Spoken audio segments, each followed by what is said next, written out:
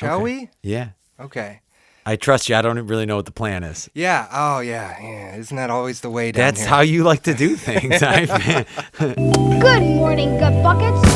From around the world to your backyard. Zuzu Radio.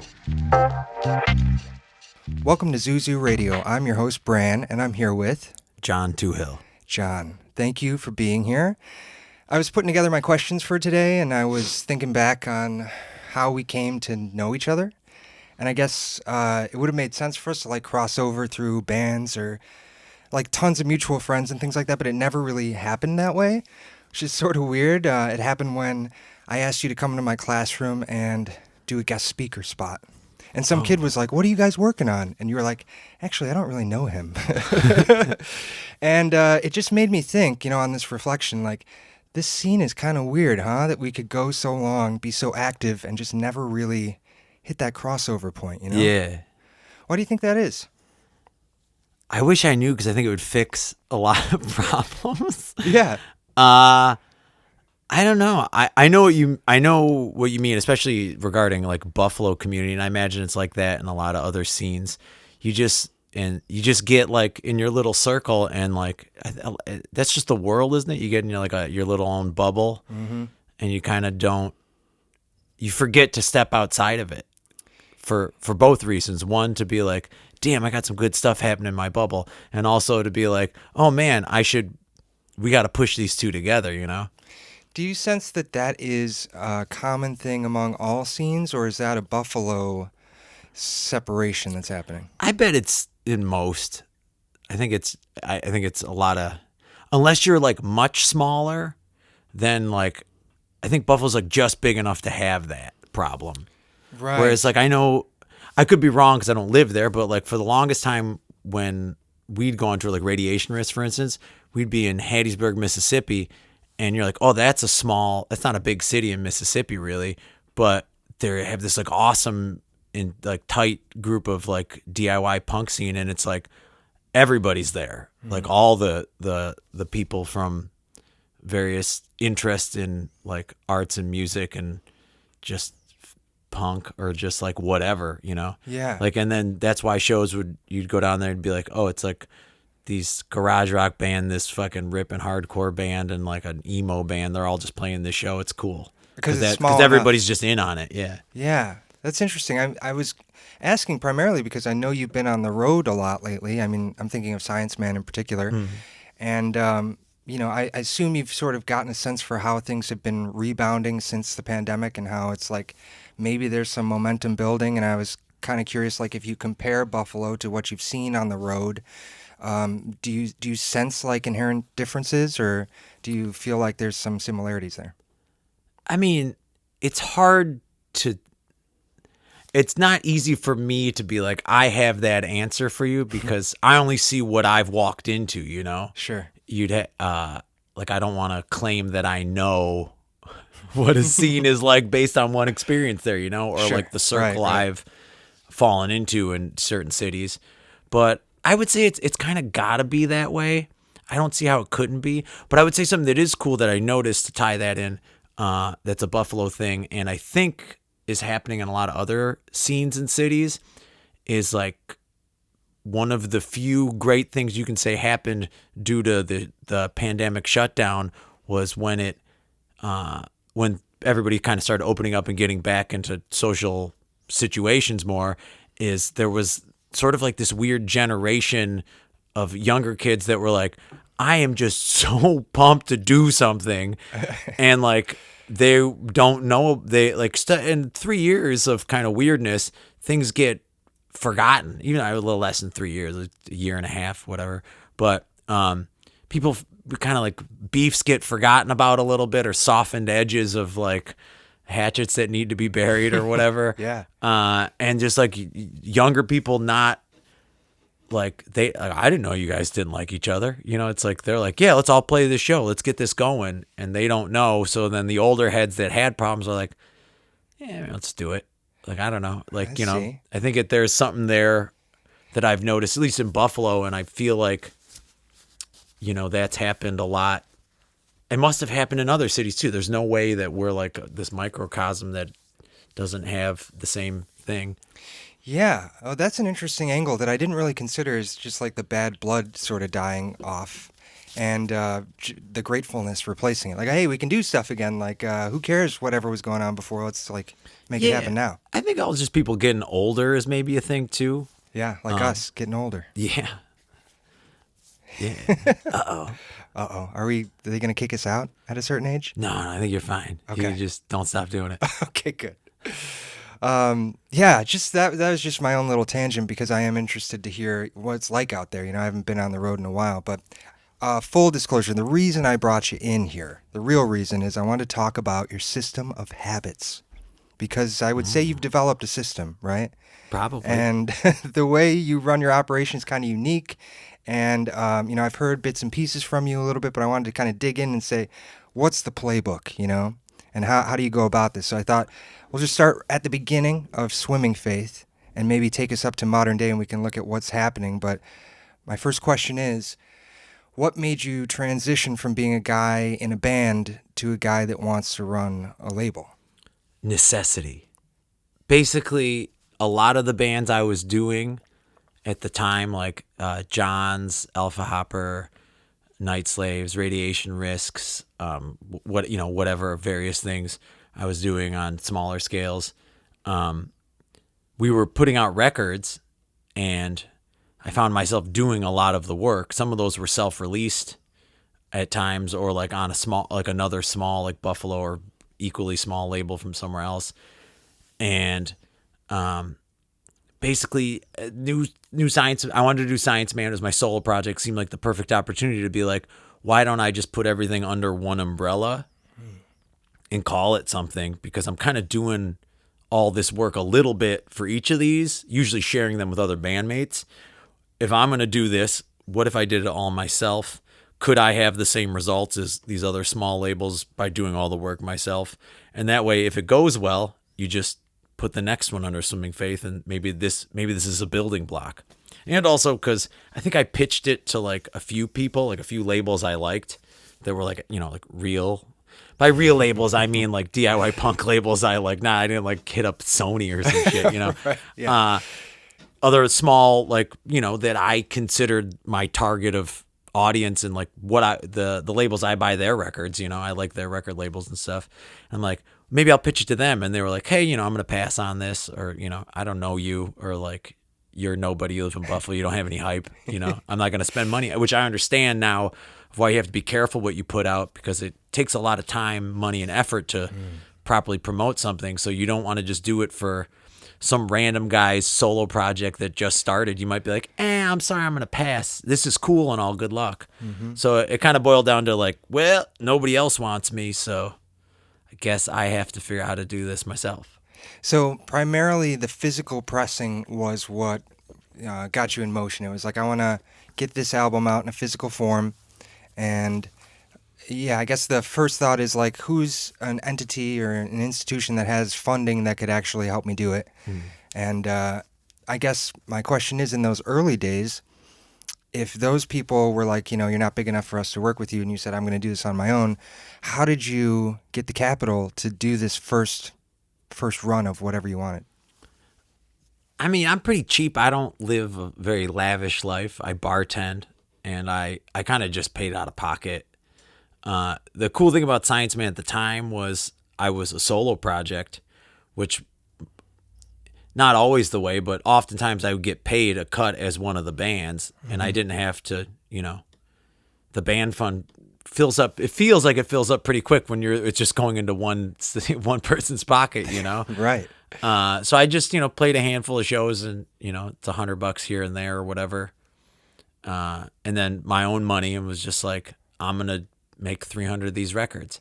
If I'm mixing the record myself, if I'm recording the record myself, if I'm mastering the record myself, I think I actually had John Angelo master that one, but he's a homie, and I was like, I'm broke. And he was like, I'm going to help you on this first one. And then I'm doing the artwork myself. And it was all part of the process for me with at least that first record was, I'm doing all this as me. It's my first real solo project. I should, might as well commit across the board, like try to do the artwork myself, even though I've never really done it for a whole thing. So because of that, I was able to save a lot of money because I forced myself to do a lot of the things myself. Yeah. So you just really need, I think at the time doing 300 records with like labels was, around, I couldn't have spent, it was under $2,000. Okay. I think at the time. So I just like had to penny pinch and save some money. I was like, I'm going to do this, So yeah. How many years has the label been going now? First record came out March 2019. Okay. And looking back on those early days, is there anything that you had a part of your process that you would never do now? Like something that you're like, I learned that doesn't work.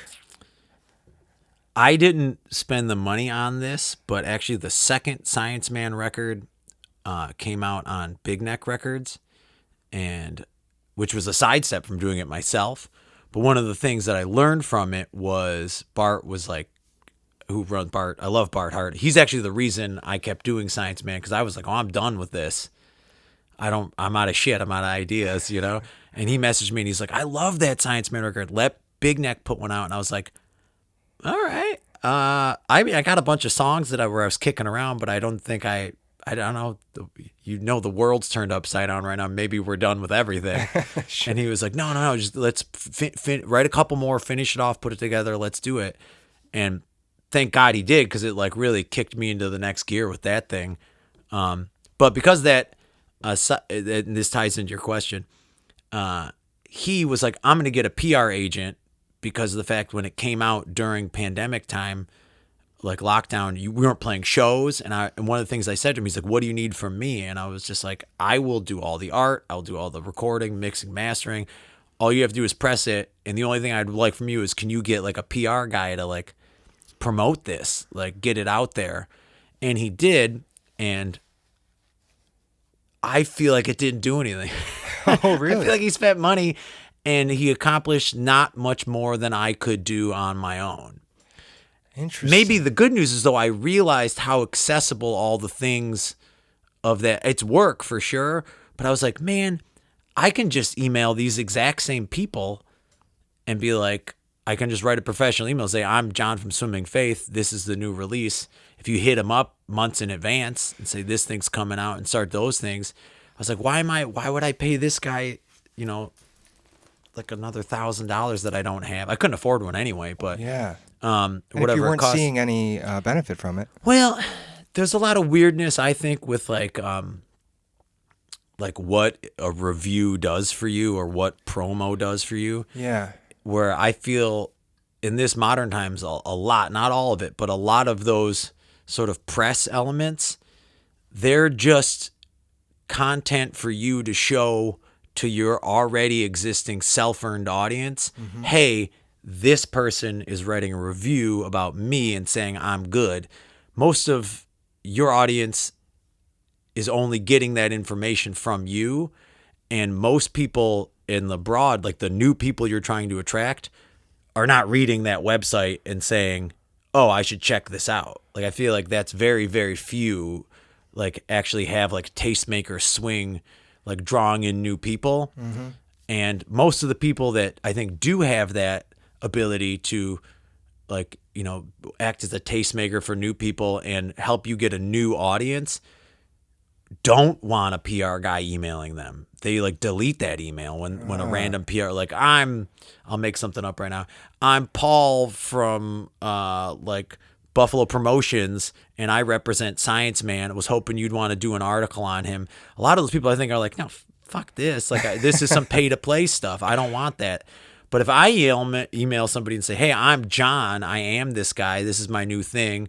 By the way, I follow your channel. I watch the videos you post. I dig your stuff.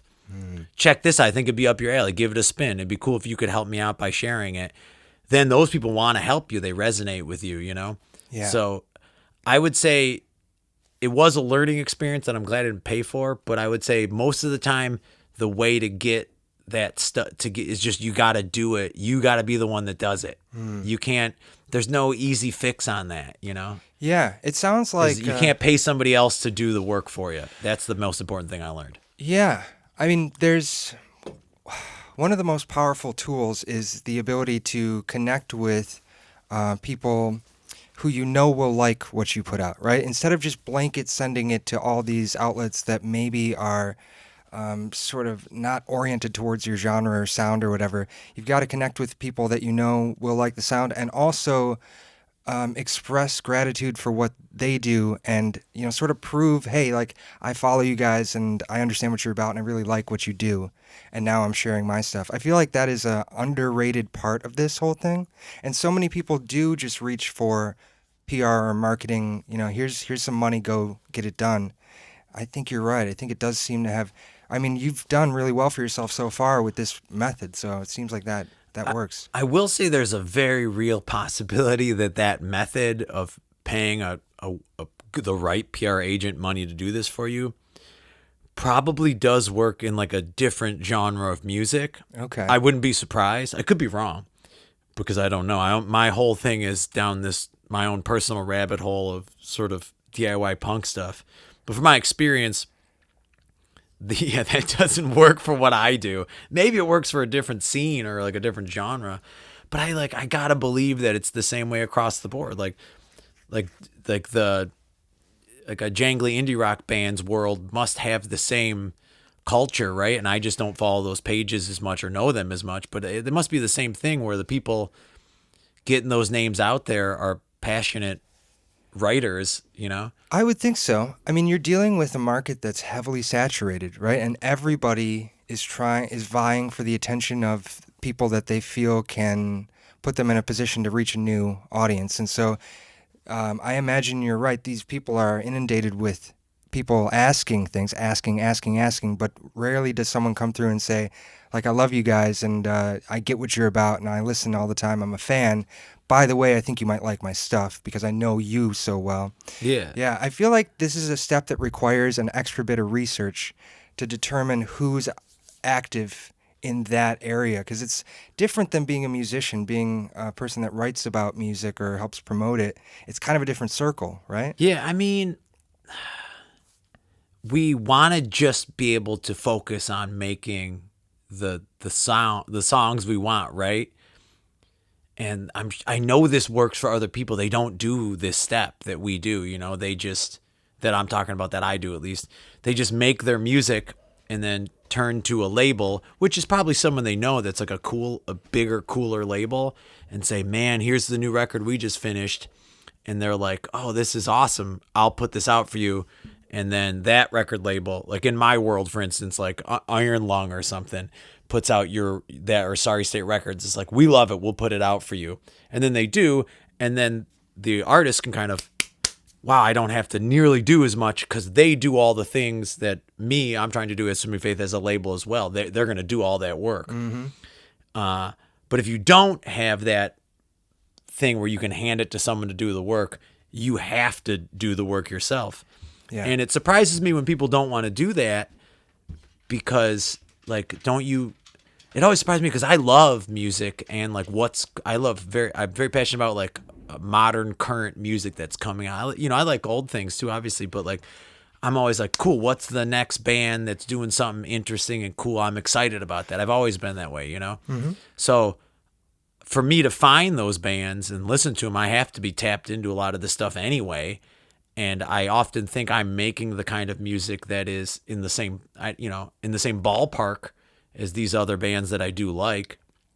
That because of that, I feel like I just know these outlets, Yeah. Like that part the finding out who to contact doesn't feel like work to me because I'm like, yeah, I love that zine, I love that page, I'm already following them, Yeah. Well, you seem much like me, very detail-oriented and driven in maybe a compulsive or obsessive way. I don't want to put the words in your mouth.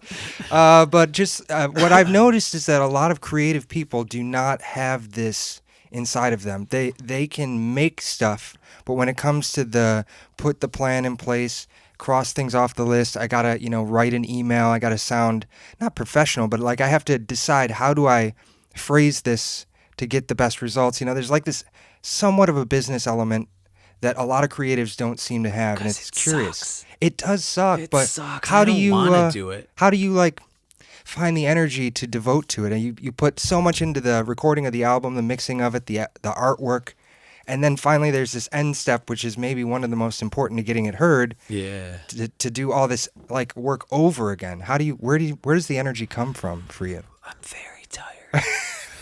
I'm so tired. It's tough. That's also, I feel bad sometimes because people will reach out to the label and be like, "Hey, will you put out my record or something?" Like, I'm fucking honored that people hit me up about that, but sometimes I'm just like, I just can't. Yeah. And they're like, "Well, we'll pay for half of it, and like we'll do all this," and they've offered me everything. And sometimes I'm like, I just can't right now. Like, I can't put more time into it for somebody else. Like, I've got these things coming in, like 3 records in press coming this way, and I know I'm going to have to do this work. Mm-hmm. It's a lot. Is it hard to say no? I want to help everybody, but I think my life has gotten better because I've learned to say no. And I do have like a code, like when someone hits me up, because I've been denied so many times over the years, which I kind of feel like in a way could crush some people. But for me, it made me better. It made me realize that I was not putting out like a quality enough material, like not necessarily like sound quality material, but like I feel like I've gotten better at actually expressing myself creatively and like with, you know, like I make the better music now than I made 10 years ago, you know, or whatever. Yeah, as a full package too. Like, yeah, and I think it resonates with people, which is why some of the newer stuff is people actually like, you know, as opposed to stuff I was doing 10 years ago. It's just like maybe I didn't have it right yet. And it's also the promotion thing. But yeah, it's hard to say no to people, but part of my code is I gotta give them something. So I'm always just like, hey, I listened to your record. Did you try these 4 labels? Oh, okay. Redirecting them to a different place. Yeah, it's the same people. Like, people ask me for shows all the time, like booking here. And I'm like, that is a huge drain on my time and effort, which is fine. I love to do it when I can, but I'll be like, I've already got 3 booked this month. I can't take a 4th. I won't have time to do these things that we're talking about. I just won't have time or energy to do it. But I'll be like, have you tried? And I'll just send them like a list of 40 bands. Like every band I can think of, be like, just email these bands, see if they're available. I don't know. That's probably how you got a hold of me, right? Somebody said, maybe try this guy. Yeah. It's okay to say no to people. I've been left on red so many times or like just no response. Just write back, hey, sorry, can't do it. Try this person. Good luck. You know, it's like throw somebody a bone, you know? Yeah. That's a really important part of the process. And again, requires more energy to listen to their stuff, think about where they could fit, try and pull together some links for them. Usually that's what my code is. Very similar to yours, John. It's like people hit me up all the time, especially when I used to run this as a basement venue. People remember that from before the pandemic and are like, hey, we want to come play Curly's. And it's like, well, you know, I don't do this anymore, but here's places I've heard of that would fit for you. And I'm kind of like selectively trying to curate something that will work for them. Yeah, at least try this one place. Try at least emailing this one band. Yeah. I feel a little bad because as the person who receives those people, sometimes I'm like, no, don't ask me. I'm so tired. I'm busy. But then at the same time, magic can happen that way where occasionally I've turned and said to like, some other kid in the scene, hey, this band is awesome. They're hitting me up. Can I kick them your way? I think this would be good for you. And they're like, oh my God, I love that band. And they do their whole thing and they love it. And then I see, 6 months later, they're driving to Detroit to go play with that band. And I'm like, yes, like, great. Where everybody is happy now. Everybody's with it on that thing. Yeah. And I didn't have to, I maybe was lucky enough to attend the show still, but like, I was like, good. I didn't, because if you put me in the driver's seat, I have trouble sharing the responsibility. So like if someone's like, can you book a show? Can you put out my label? I'm like, I don't half-ass it. Like, I'm going to go all in. So it's the same thing with like booking a show. It's like, all right, well, I have to agree to book it. I have to agree to find you bands I think are good. I'm probably going to have my own band play it because I need to show you that I care about this enough to put my personal stamp on it as I'm part of this. And then I have to make a flyer, and I still print flyers, and I spend a lot of time on the artwork. Like it's a whole, some people are like, oh yeah, I book like 3 shows a year because it's exhausting. I'm like, I book like 15. I'm so tired. Yeah. And Well, do you ever? What is the trouble with the sharing? Like, is there a way for you to let some of the pieces go, or does it feel like that's sort of abdicating your responsibility to the person that asked if you delegate it out? It's like a multi-level thing of it's not that I don't trust other people. It's just that like I'm very much operating a way like if you were like, hey, I got a plan, I need you to come push, I'm like, hell yeah. But if like a group of people get in a room together and everyone's like, so how are we doing this? And everyone's like, I don't know. I'm like, fuck, okay, I'm in charge. You're gonna do this. You're gonna do this. That's just like how I'll be like, someone's got to be in charge. That's always been your way, or did that develop over time? I think it developed over time, but I'm just like, I don't want to be standing around Yeah. while we figure this out. Hey, let's get but going. then there's plenty of instances where the sharing is totally fine. Like the way you and I do is Manic Guru, the way David and I do Night Slaves, the way like other bands like Alpha Hopper and stuff where it's a group, there's times for that, like in a music creative way. Mm-hmm. But a lot of times I think a lot of it's for me is that I know that I will obsessively think about it until it's done. And I push things on hard timelines and like I pressure myself to get things done. That I've just worked with too many people over the years that have like a much softer approach to that. Yeah. And I'm just like, it stresses me out. I'm like, we're not going to get this done on time. Like, Yeah. what do you mean? Like, Because for you, you've got 10 other things coming down the conveyor belt, so you're Yeah, I trying to just get this see other one off in time. they're going to pile up around me. Yeah. Yeah. So it's like that. I think that's why I have trouble. How do you recharge? How do you get your energy back after you've been like totally destroyed by a project? I don't know. Never recharged? Just still running on what you got? Still going. Drink a lot of coffee. Sure. I take breaks. Lindsay and I go on little trips. She helps me with so much stuff. Like, Yeah. when a record comes out and I'm like, oh my God, I have to, box up 75 copies of this record and mail them to 75 different people. She's the first one to be like, coffee's on. I'll be in the room helping you box them up, and I'm like, amazing. oh my God, if this made a fucking penny, I would share with you. Can I buy you a ice cream cone? Well, you know what? Here's a good way into this question. If it made a penny, I'd give you some. The idea that what is the reward for you personally with all the effort and cost? I mean, it seems like you generally tend to level off in the end, but all the time and energy that you put into this, what is the moment that you're most happy with? Is it the moment you finish the recording, the moment it's picked up by a blog, the moment you're on tour with it? Like, where does the finish line feel like it is for you? It's kind of all that stuff. Yeah. I really love when something's like the whole thing's done and you've kind of pushed it out there and like that, where you're like, well, the record's out. I've listened to it more times than anyone alive ever will because I've had to, Yeah. like with mixing, Sure. mastering, and then also video editing. Oh my God. You're like, okay, it's done. It's out there. I've completed this thing that I've worked really hard on, and I've done everything I can to try to put it in front of people to say, hey, I think you might like this too. And then that's kind of it. Yeah. You just, When you feel you've done everything you can to get it out there, that's the moment where you're like, yeah, I'm like, all did right, it. we've done all we can do. Yeah, I was like, all right. I think I used to want more than that, but now I'm just like, no, I know I'm trying my best.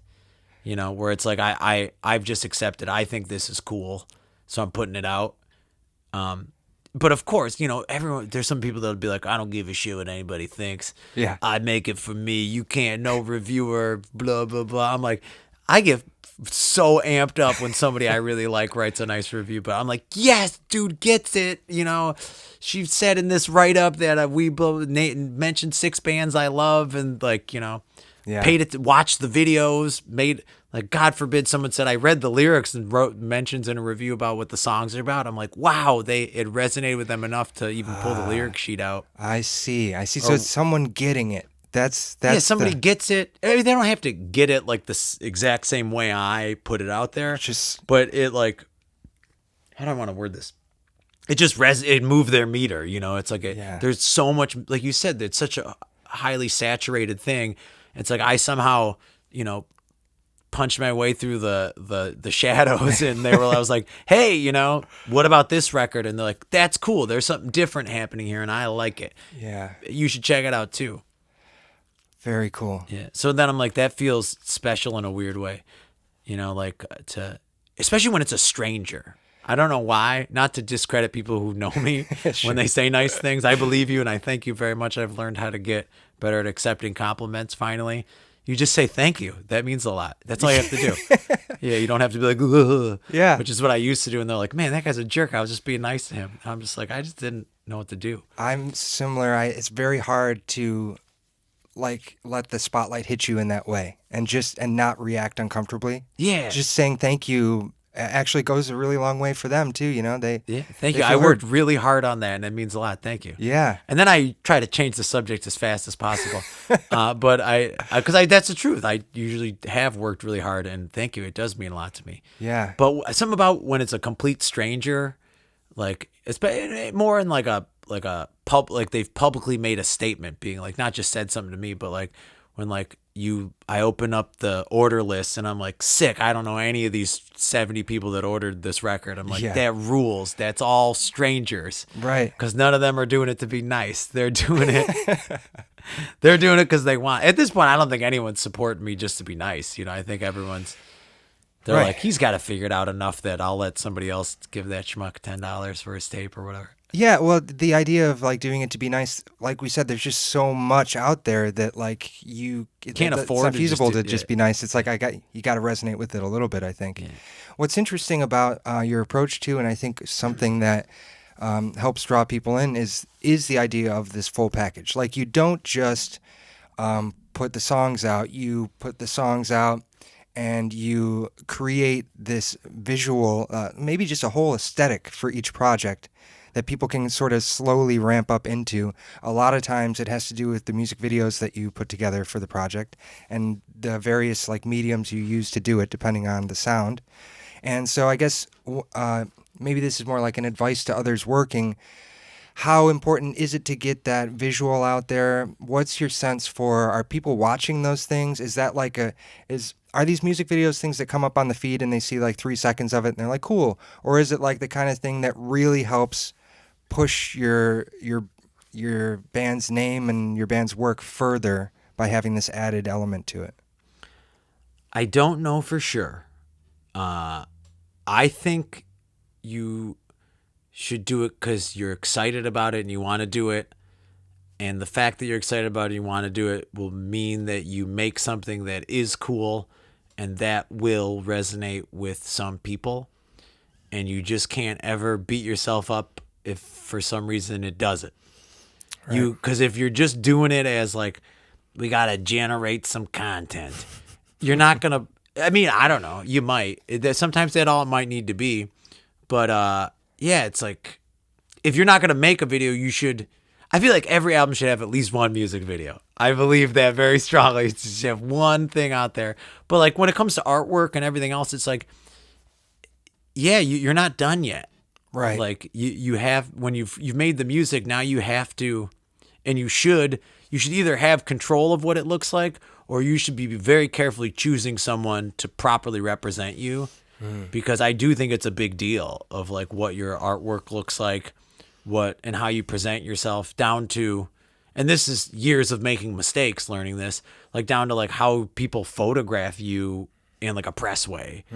Live photos, you should just be thankful anyone gives a shit you exist. Oh, and you totally. should be giving them free t-shirts and merch when, instead of complaining there's a photographer in front of you, you should be like, thank you. Yeah. Here's what do you need, But yeah, making all those elements, I feel, is important, but only if you really want to do it and you love it. Otherwise, find someone who you really trust that you think is really cool and will get what you're doing and say, hey, I love what you do and I think is really cool and I trust you. Can you do this for me? And then, you have to then pay them. Yeah.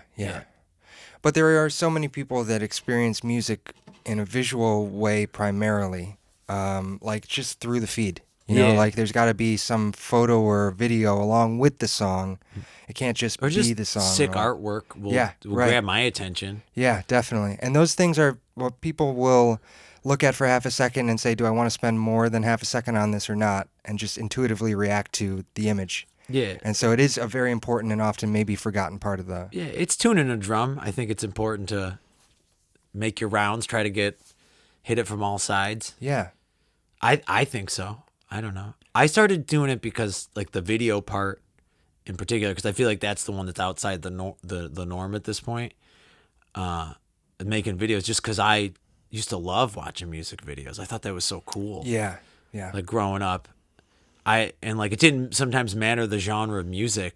Like I wasn't really a hip hop guy, but like every time a Busta Rhymes video came on, I was like, these are so sick. Yeah. Like they're so insane. Like that hard fisheye lens Yeah. with him just boo, boo, boo, boo, like right up in the front, and like the super exaggerated body motions and like crazy dancing. And like the color palettes, I was like, wow, these videos are so. I loved all those videos that he put out that era. Oh, me Like- too. Definitely. Yeah. Extinction Level Event is a Busta Rhymes album that I was like really heavily into. Give Me Some More is like the lead track on that one. Yeah. And yeah, every video that I've ever seen him do, and Missy Elliott, I should also give credit to, because they have a for similar sure.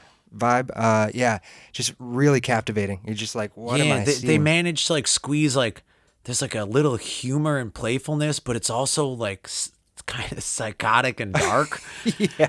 Like there's that, which I don't. It might be Give Me Some More, where they're hitting the guy with the battery pack. They're electrocuting him in the one scene, but it's like cartoon looking almost. Yeah, I think I know what you're talking about. I might be mixing a few of those up, but that stuff is so cool. Yeah. But yeah, that stuff was exciting to me.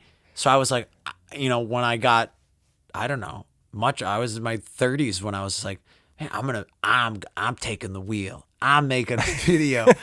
I want to do some weird stuff. And I think I remember watching this interview with John Carpenter talking about movies he made. And you should watch some interviews with John Carpenter. He's I awesome. have. Huge fan of that guy. So good. He's talking about movies he made, and he's like, man, I can't watch some of these movies. I'll watch them when we're done, and I'll be like, what God's name were we thinking? He's like, why did I shoot it like that? It looks terrible.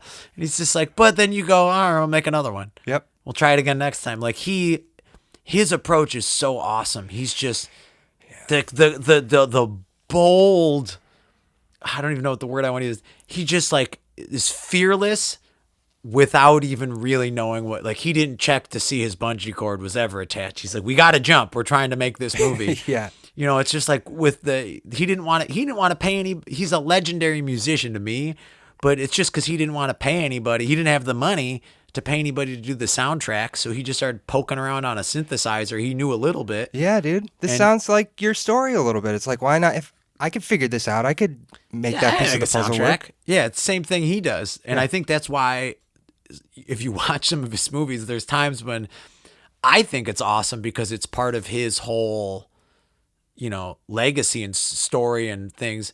But there's movies I'm sure he's like, oh, geez, that's horrible. And I'm like, I like John Carpenter's vampires. Yeah, man. So we've talked a lot about how you put things out off mic. We've talked about like what you do and in what sequence you do it. Would you be open to sharing some of that magic as far as how you plot out your release to help sort of stir the pot, every couple weeks, or, sort of speak to that? I feel like I could type out a very long one, but I'll try to give you the short one. If you're putting out an LP, you should wait till those things are in your hands because there's always some delay on that.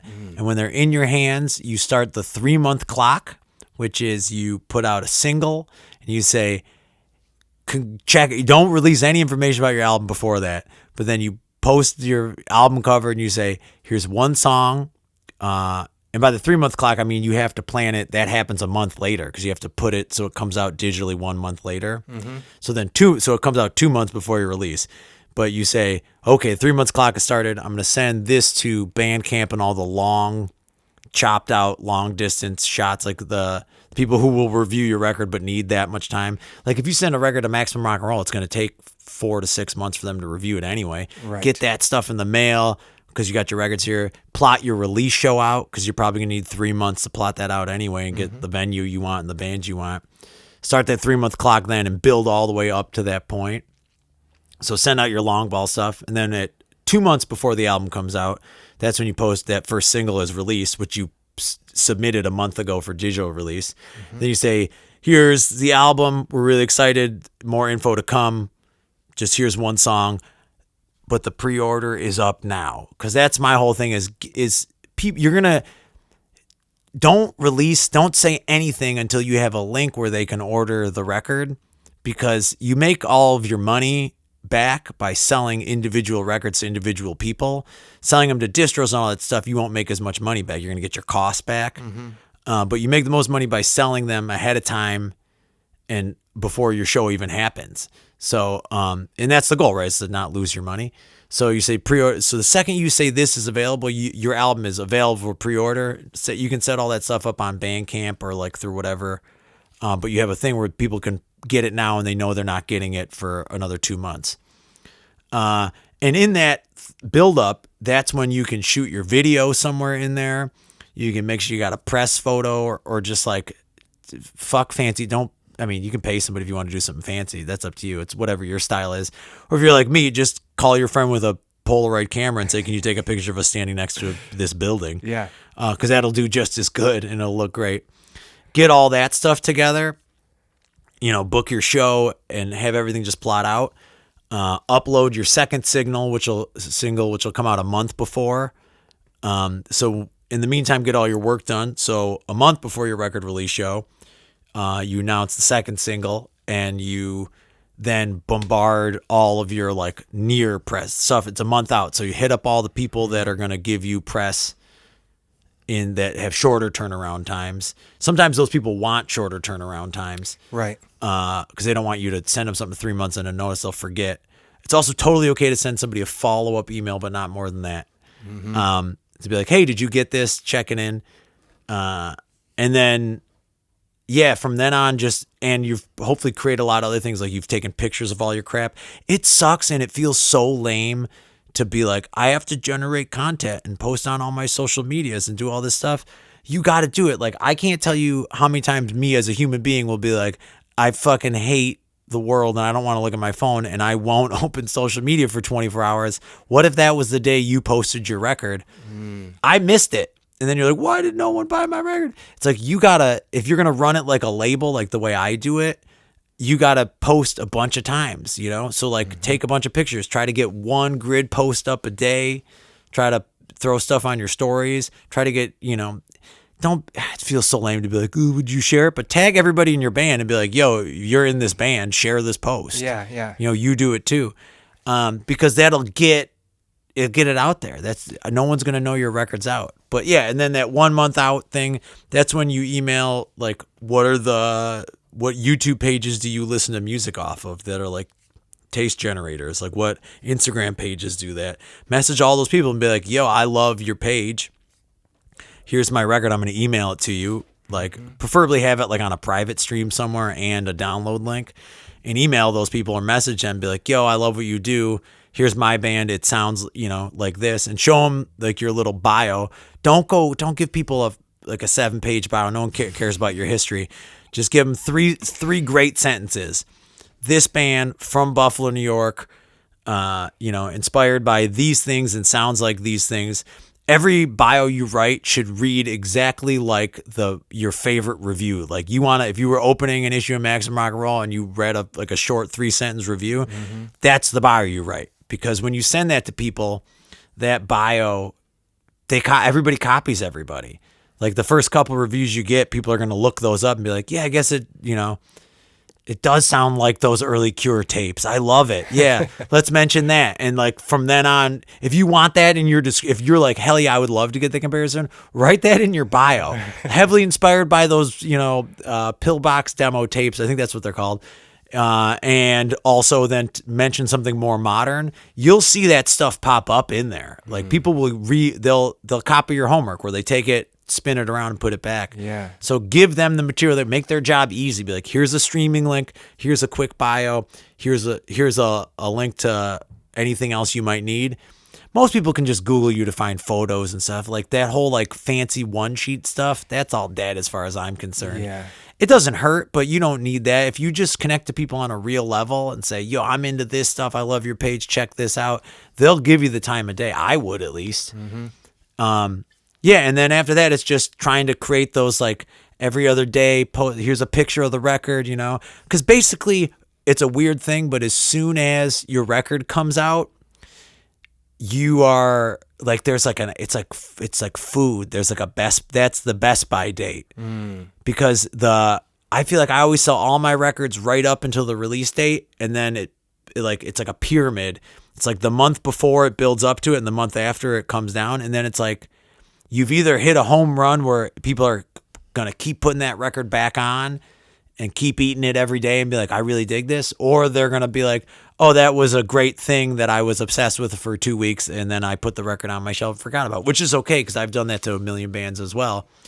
But like you got to like bang it out in that 3-4 month window at the most for an LP that you've spent, you know, $2,000 to $5,000 to put out. You got to really, you can't, you can't stop now. The finish line's up there, you know? Right. So yeah, and then hopefully you've got a video you can sneak out in that, you know, month before the thing comes out, or even the week before. And it's the same thing. And message the people you like that share cool music videos. Be like, yo, you want to share mine? Mm-hmm. And that's all I get. That's the shortest version. And I would say for tapes and everything else, it's exactly the same. Just shorten it to 1 month because tapes are, you know, you can't expect people to want a 2 month rev up on a cassette tape. Yeah. One's fine, you know.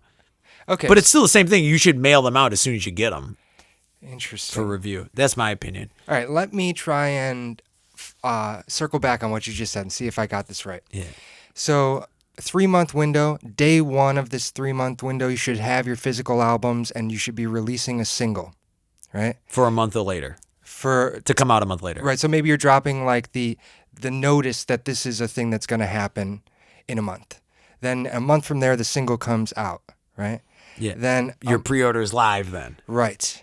And then in between a month and 2 months, where 2 months would be your second singles coming out, right? Yeah, in which is 1 month before release date.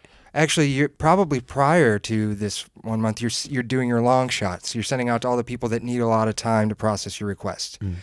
In between 1 month and 2 month, maybe a music video or something, some other extra content, or is it okay to just say this? Yeah, anytime really. That's the same thing with the music video, the 3 months out. It's like you could be messaging people to help you make this video, hiring someone to do it, or planning your release show, right? Yeah. Because at the end of this 3 months, like the finish line on this promotional strategy is the release show in a way. Even though you're going to get that ramp down on the other side of the pyramid, you're like pushing until that moment. You want to get as high as you can. And in that last month prior to the release show, you're hitting all your shorter distance shots, people that are capable of responding or perhaps want to respond more quickly. Yeah. Okay, I think I got this.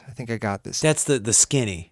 You find that when you're releasing these singles and you're setting them through streaming, that you're doing it as like sometimes you can release single, or you could do single and then the second one appears on like sort of an EP of singles. Yeah. You know what I'm saying? That some bands do that where it's like building up and then the album comes out separately. Do you have a tendency for that, or is it just one at a time? I think if it's an LP, it's 2 singles album. That's 2 months before, 1 month before album. I think that's the best way to do it. I used to just drop the whole album, which is fine, but I feel like this is just, it gives you an excuse to raise your hands more and say, hey, we did this thing, check it out, you know? Yeah. Like you want people to be basically the day after the record release show to be like, thank God they're not posting about this every single day. It's over. Yeah. And like, don't do this with your first ever release. Like you shouldn't go swinging for LP. Like put out a demo tape, maybe 2, you know, put out a demo tape, maybe an album on tape and like, or a 7-inch or whatever, like, and play a bunch of shows, like get out there, do your thing, develop your stuff, and then put that LP out. Don't like, I would say that I've learned that from the past now, which is don't you dare open with an LP because it's not your best material. You're going to get better. You know, there's almost no way that's your best stuff. It's such a big lift to really do that Yeah. out the gate, so it might be better to And start if small. you straight up, you're like, oh, but I put so much work in these songs. Are you out of gas already? because there's so much. You said these words to me. You're like, I don't think of these songs as super precious, I think is what you said. Right. And I remember Nick and Biff said to me, when there's always more riffs, Yeah. you'll always come up with more. Yep. So it's like, yes, you should work really hard and care about it, but at the same time, it's okay. You're gonna write better songs later. Yeah. You know, don't dump your life into the first LP you ever write and then put it out and be like, oh, I only sold 50 of these 300 and I don't know why. It's like, buddy, maybe it just wasn't that good yet. Maybe you should have put this out as a demo. Because also that helps, putting out those tapes. That's all building, making it so that push to the top of the mountain. That's all. Those are your Sherpas. They're getting you up there. You know what I'm saying? Like right. That's the work you do to get people interested. So when you do switch to let's put out an LP, people care. Right. Was there? I know we talked about what's his name, Bart, a little bit earlier. Yeah, Bart Hart. Were there people in your life that inspired you, or maybe even educated you on this approach, or is this just trial and error, seeing throwing shit against the wall and seeing what works? A lot of that. Yeah, I mean, other people have put out things I've done on like different record labels and stuff, and I've seen how they kind of do things. Martin, who ran Lumpy Records, put out the first Radiation Risk 7-inch, and it was cool to see how he does it because he's screen printing or printing all the covers himself, and like every which way he can save a penny, he's doing it. He's just getting his hands dirty doing the work. And like his whole thing is just, I don't give a shit. He did the exact same thing. He was like, I'm doing this my way. Probably because no one wanted to put his records out either. And then he, became a super cool record label that everyone wanted to be on at that period of time, So just seeing how people do it their way, sure. Do you think that there's anything about the industry that's changing in a way that would cause you to revise this plan in the near future at all? Or do you sense that this can be stretched over time a little bit? I think the core idea of it can be stretched, but yeah, I revise it. Every release I do, I change things. I'm like, oh shit, it's like, why did I do that? Why didn't I ask this person instead? And like, and also you have to cater it to every band at every level, because if a band doesn't have as much attention, you can't expect as much of a response. So you have to kind of cater to a smaller scale thing, Right. Yeah. Depending on where the band is at in their process. Like maybe they're just at their demo tape, or maybe they're at the LP stage. Yeah. If it's just your very first demo, you can just put that stuff on the internet. Yeah. And then just slam it and play shows and get attention, But try to get it put on. Try to get one of them cool YouTube pages you like to share it. That's what I did. Yeah. We need those people. We do. It's all part of the community. No one would give a shit about anything I've ever done if it wasn't for Jose on Tremendo putting stuff out. That guy. What a saint. That guy seems to really care, and like nothing feels like fake. It all feels like he authentically believes in the stuff he's putting out. Yeah, I think he does. Yeah. And I know that he gets 1 billion messages a day. That poor guy. He just I think at the heart of it, he just wanted to share some records he liked. I think he fell fucking ass backwards into this. He's like, I didn't realize I accidentally became a promotional giant for the underground fucking weirdo punk scene. It's like, I'm sorry, man. Thank God he did. Yeah. Very helpful. Or how about this? What's you've done so many things. What's something you haven't tried yet that you still want to attempt? Well, I don't know. I think. What do I want to try to do? I don't know. I don't know. Like from a label standpoint? Yeah, or maybe just from anything? a creative standpoint. Like, is there something that you have, like, is there like a project where you're like, yeah, someday that is something I'm going to get to? Oh, I want to do like a proper, and by proper, there's like no rules, like 60s psych record. That's like, I don't know. It's one of those things where it's like almost if you have too much of a plan, you can't do it, because all those records are like it's just like the song will just stop and it'll just be like pots and pans for a while. Just like it's just so crazy. They're so varied, where there'll be like this like beautiful somber acoustic ballad, and then just like a hard grooving psych rock song. Like the genre is so littered with so many different things. I guess I don't know if I'm allowed to even do it anymore because I don't do drugs anymore. Are you still allowed to put out a psych record if you're not doing drugs? Because the rules are you either have to be on drugs when you make it, or you're making music for people who are on drugs. Yeah, just drink a lot of caffeine, and maybe that'll qualify. I can just remember what it's like to accidentally take that third hit of acid. I should have done 3. This is gonna be bad.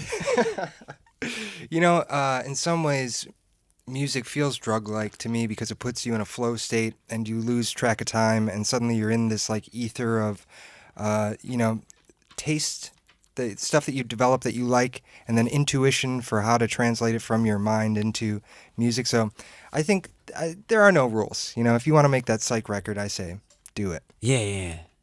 Sure. Yeah. And one final question for you, John. We'll go out on this one.